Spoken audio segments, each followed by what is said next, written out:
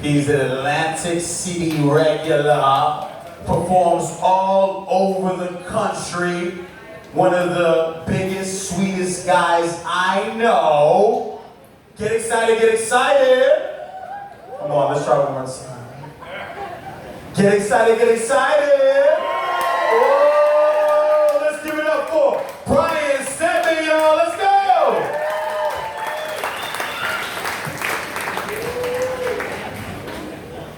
What's up, Atlantic City? How we doing tonight? You notice how fast he got off that stage? He knows that we can't hold the weight of both of us up here. This audience, sorry guys, it looks like you tonight. I'm an old school punk, so every once in a while I have kind of flashbacks, and especially on this stage, want to stage dive, and you guys look like you got the amount of weight to be able to catch me over here, so sorry guys, you see me go like this, just get ready, all right? Now, before I get started, I just want to let you guys know, I just quit my job at the casino after 10 years, to come do this comedy thing full time. So I want to take a second to say to my mom and all my teachers that told me that playing games and telling jokes would get me nowhere, welcome to nowhere. Thank you. Although we did have to walk through the Willy Wonka tunnel to get here, but, so they may be actually right. And before we get started too, I just want to let you guys know, all of you guys that are still looking, stop looking for Waldo, I ate him.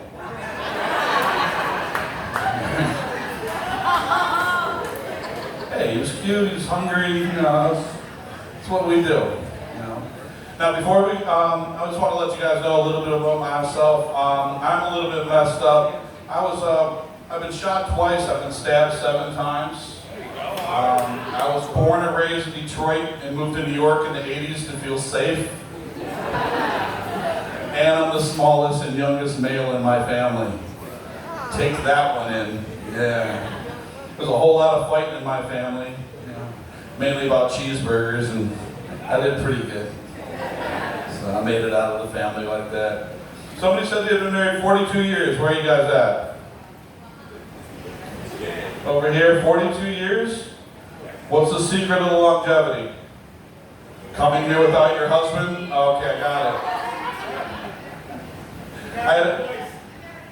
Okay. Well, we had a couple in here the other night, and they said that they've been married for 42 years as well, and I asked them what the secret of their longevity was, and the husband said, without missing a beat, neither one of us wanted custody of the kids. It's amazing. So that's my favorite joke. Now, you're getting married? Why? Why? Do you love him? Do you love him? Does he love you? Then why get married and ruin it? Married people, what do you think?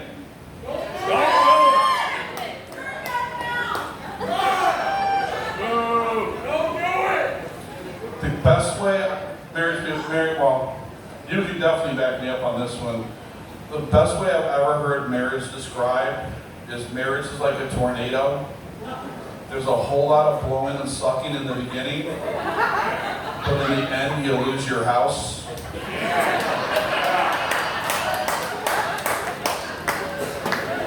It's true. Painful, but true. No, I mean, look, I actually even went and got a divorce band tattooed on my finger. It says NA. It means never again. I go to Vegas a lot. I need the visual reminder so I don't do something stupid again. My friends would let me do that hangover thing in a heartbeat. My problem is I'm attracted to crazy women. It's a big problem. I mean, they're fun. I love them, but I just, I have what they call the wounded animal syndrome. And I don't mean to call you ladies animals. It's just nicer than calling you crazy to your face. But I can go to a bar, and I'll be in the bar full of women, beautiful women, and the first girl I'll pick out, and I'm like, oh my God, she is gorgeous. I'm gonna go up and talk to her. And 10 minutes later, she's crying in her beer. I'm like, ding! That's her. That's the one I want. I mean, my ex-wife, I should have known she was crazy. The first time we had sex, she told me the name for her vajayjay was Prozac. I'm like, Prozac? Why Prozac? She says, because it makes you happy. She was right. I mean, it did. It did kind of make me happy. That's one of the reasons I married her. Unfortunately, it's the same reason I had to divorce her, because I found out she had been writing scripts to all of my friends.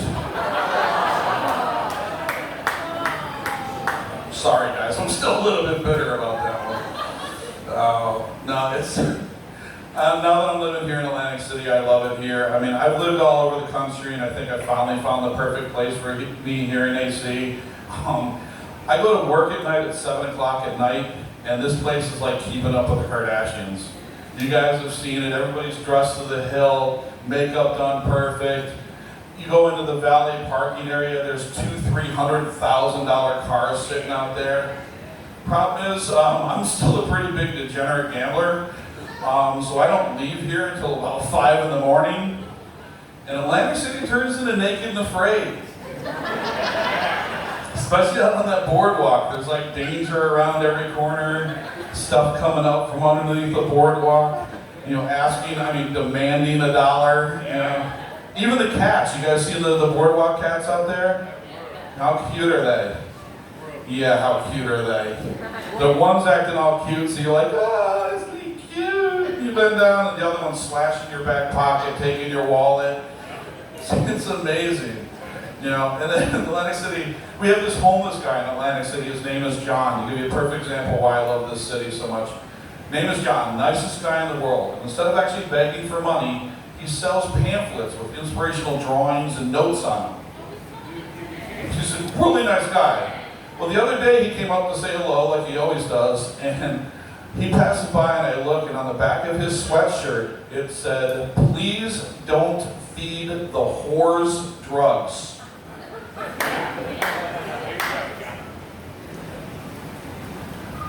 Then I started thinking about it. I'm like, how great is this city? Our homeless people not only sell inspirational notes, but they do public service announcements for us? I mean, how awesome is that?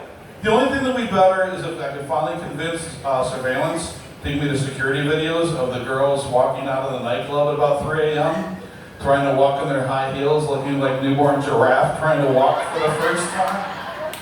The greatest reality show ever.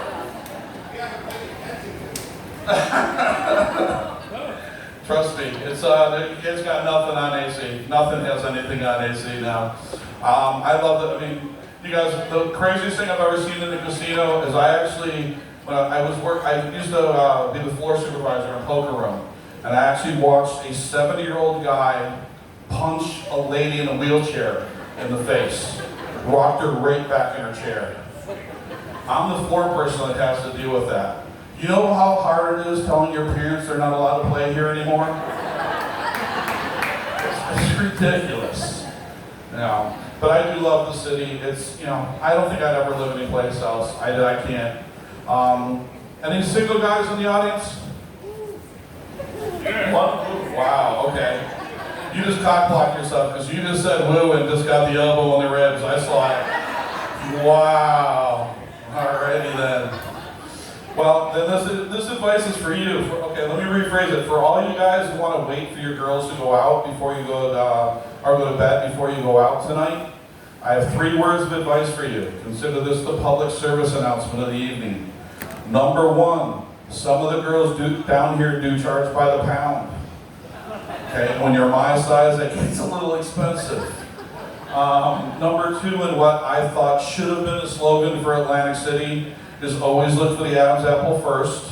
I mean, not that there's anything wrong with it, it's just you need to know, what you're getting when you buy it. Especially when the teacher convention's in town, guys. I swear to God, they bust them in. It's in November, come check it out. Best people watching time of the year, all right? And last but not least, and my personal favorite, is if you meet them on the